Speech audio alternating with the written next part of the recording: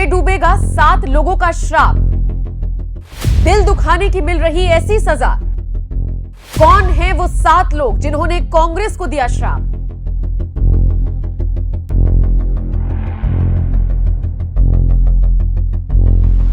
नमस्कार, आप देख रहे हैं एनएमएफ न्यूज और आपके साथ मैं हूं नम्रता चौधरी।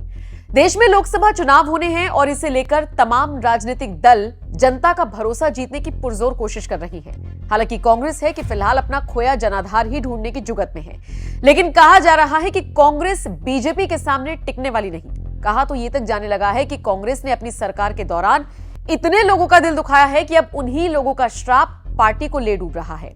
आज हम आपको ऐसे 7 लोगों के बारे में विस्तार से बताएंगे जिन्होंने कांग्रेस को लेकर जो कहा था वो 100% अब सच साबित होता हुआ दिख रहा है। वीर सावरकर।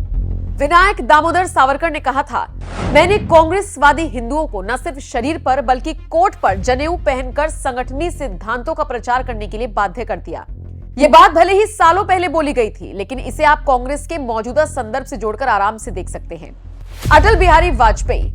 बीजेपी के पहले अध्यक्ष अटल बिहारी वाजपेयी ने कार्यकर्ताओं को संबोधित करते हुए कहा था, भारत के पश्चिमी घाट को मंडित करने वाले महासागर के किनारे खड़े होकर मैं भविष्यवाणी करने का साहस करता हूं कि अंधेरा छटेगा, सूरज निकलेगा, कमल खिलेगा। आज तस्वीर सबके सामने है। केशव बलिराम हेडगेवार।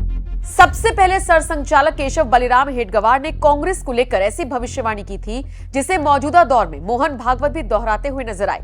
उन्होंने कहा था, मैं आज कांग्रेस छोड़ रहा हूं, पर मैं शपथ लेता हूं कि मैं इसी कांग्रेसी विचारधारा के खिलाफ ऐसा संगठन खड़ा करूंगा जो इसका नामो निशान मिटाकर रख देगा, चाहे इसके लिए 100 साल क्यों न लग जाएं। 800 साल की गुलामी में 100 साल और सही, पर यही संगठन भारत को फिर अखंड भारत बनाकर रहेगा।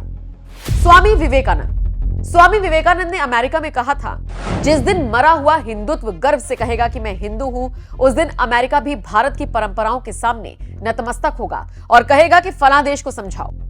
करपात्री महाराज। संसद के सामने रोते हुए करपात्री महाराज ने बयान दिया था जिसमें उन्होंने कहा था, आज गौ हत्या बंदी आंदोलन में संसद के सामने इंदिरा गांधी ने 1 घंटे में 400 साधुओं को गोली चलाकर मार डाला। मैं कांग्रेस पार्टी को श्राप देता हूं कि एक दिन हिमालय में तपश्चर्या कर रहा एक साधु आधुनिक वेशभूषा में इसी संसद पर कब्जा करेगा और कांग्रेसी विचारधारा को नष्ट कर देगा। यह एक ब्राह्मण का श्राप है और ब्राह्मण का श्राप कभी खाली नहीं जाता।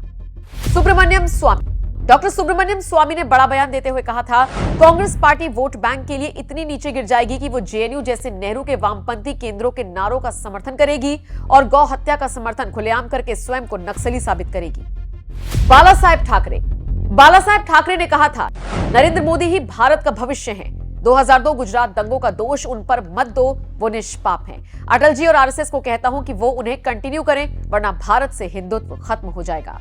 बहरहाल आपने देखा किस तरीके से 7 लोगों ने कांग्रेस को श्राप दिया था, मोदी को लेकर भी भविष्यवाणी की थी। अब इस पर आप क्या राय रखते हैं, कमेंट करके जरूर बताएं।